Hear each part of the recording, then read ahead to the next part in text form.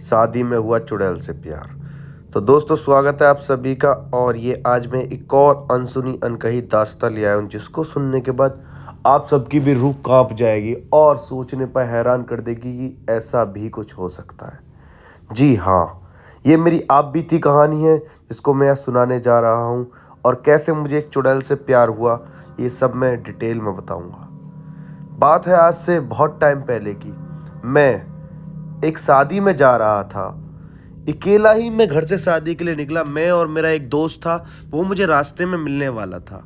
पर मुझे नहीं पता था कि रास्ते में मिलने से कुछ ऐसा हो जाएगा जो मैं खुद भी नहीं सोच पाऊंगा। जैसे ही मैंने अपने दोस्त को रिसीव किया, हम दोनों लोकेशन पर पहुंच गए। रात के 9 बज चुके थे। 9 बजे लोकेशन पर पहुंचने का मतलब था कि टाइम खत्म होने वाला है, शादी समारोह होने वाला ही है, बिल्कुल एंड में। फिर जो हमारे साथ हुआ वो दहला देने वाला था। मुझे वहाँ एक खूबसूरत लड़की दिखी और मैंने अपने दोस्त से कहा, तू देख वो लड़की कितनी प्यारी है। वो कहता है कहाँ? मैं कहता हूँ अरे काउंटर के पीछे देखना, उधर की तरफ वो खड़ी है, कुछ खा रही है। जैसे ही मैंने ये कहा, उसको भी वो लड़की दिख गई। वो लड़की सिर्फ हम दोनों को दिख रही थी, ये हमें शुरू में नहीं पता था। हम सोच रहे थे कि शादी में आई हुई लड़की है, जो कि शादी में आई है तो घूम रही होगी, उसकी कोई परिवार के लोग होंगे। फिर हम उसको देखते रहे और वो भी मुझे बहुत प्यारी निगाहों से देख रही थी। पर वही है ना, मुझे क्या पता था वो चुड़ैल है या फिर डायन है या फिर कोई रूहानी शक्ति है जिसके बारे में मुझे कुछ नहीं पता। फिर जो मेरे साथ हुआ वो दहला देने वाला था। मेरा दोस्त कहता है अरे जा एक बार प्रपोज करके देख, चाहे नंबर तो ले ही आ। पर मैंने उससे मना कर दिया, नहीं यार मैं नंबर नहीं लेके आऊँगा। उसने मुझे फिर फोर्स करा, अरे भाई लिया, अरे भाई लिया। जब उसने कईयों बार मेरे से कह दिया तो मैं खुद कंफ्यूज हो गया कि यार ये इतनी बार कह रहा है, चलो ठीक है मैं ले ही आता हूँ। मैं चल दिया, लेकिन मुझे नहीं पता था वो चलना मेरी जान के इतने पीछे पड़ जाएगा कि मैं सोचने पर मजबूर हो जाऊंगा। फिर जो मेरे साथ हुआ वो बहुत ज़्यादा दहला देने वाला था। मैं उस लड़की के पास पहुंचा ही था कि मैं कहने लग जाता हूँ, अरे सुनो। उसने मेरी तरफ देखा, कुछ इस निगाह से देखा कि मैं उसे देखता रह गया। फिर जब उसने मेरी तरफ देखा तो बोलती है, हाँ क्या हुआ? मैं उससे कहता हूँ, अरे आपका नाम क्या है? जैसे ही मैंने ये पूछा, उसने अपना रिचा नाम बताया। और रिचा नाम बताने के बाद मैं खुशी खुशी अपने दोस्त के पास आ गया और उसको बताने लगा कि उसका नाम रिचा है। जैसे ही मैंने उससे कहा कि उसका नाम रिचा है, तो वो कन्फ्यूज़ हो गया। वो कहता है अबे रिचा नहीं होगा, कुछ और नाम होगा। मैंने कहा नहीं नहीं भाई, रिचा नाम है उसका। जब मैंने ये कहा कि रिचा नाम है उसका, वो कन्फ्यूज सा हो गया और ये सोचने पर मजबूर सा हो गया कि आखिर ये रिचा जो है, ये नाम से तो रिचा लग नहीं रही है, नाम तो इसका कुछ अलग टाइप का लग रहा है, क्योंकि वो लुक में थोड़ी गांव के जैसी थी। और रिचा नाम जो होता है वो थोड़ा मॉडर्न नाम है। उस जमाने में लोग इस टाइप का नाम यूज़ नहीं किया करते थे। फिर थोड़ी देर और बीती, शादी समारोह स्टार्ट हो गया, बरमाला हुई और सारे फंक्शन होने के बाद मैंने सोचा क्यों ना इसका नंबर ले लूं। मैं उसके पीछे ही पीछे घूम रहा था। मैं उसकी खूबसूरती पर मोहित हो गया था, जिसके कारण मेरा दोस्त भी मुझे बार बार कहे जाता, अरे क्या करके मानेगा, तू तो जोरू का गुलाम अभी से बन गया। मैंने कहा अरे भाई नहीं नहीं ऐसा कुछ नहीं है। जब मैंने उससे ऐसा कहा कि ऐसा कुछ नहीं है, उसने कहा अरे तू बन गया है। मैंने कहा चल ठीक है मैं बन गया होऊंगा। पर मैं उसके पास पहुंचा तो सही, मैंने उससे नंबर मांगने की कोशिश की, पर एक साथ मेरे पीछे से एक अंकल आ गए, जिसके कारण मैं उनसे नंबर नहीं मांग पाया। जब मैं नंबर नहीं मांगा तो फिर मैं वहाँ से निकल गया। फिर मैं वाटर कूलर पर पहुँच गया और मैं पानी लेने लगा। मैं देखता हूँ कि रिचा मेरे पीछे ही पीछे आ रही है और वो भी मेरे बराबर में आके खड़ी हो गई है। उसने मेरे से कहा कि पानी दे दो मेरे को भी। मैंने उसको बड़ी खुशी से पानी दिया और उसने पानी पी लिया।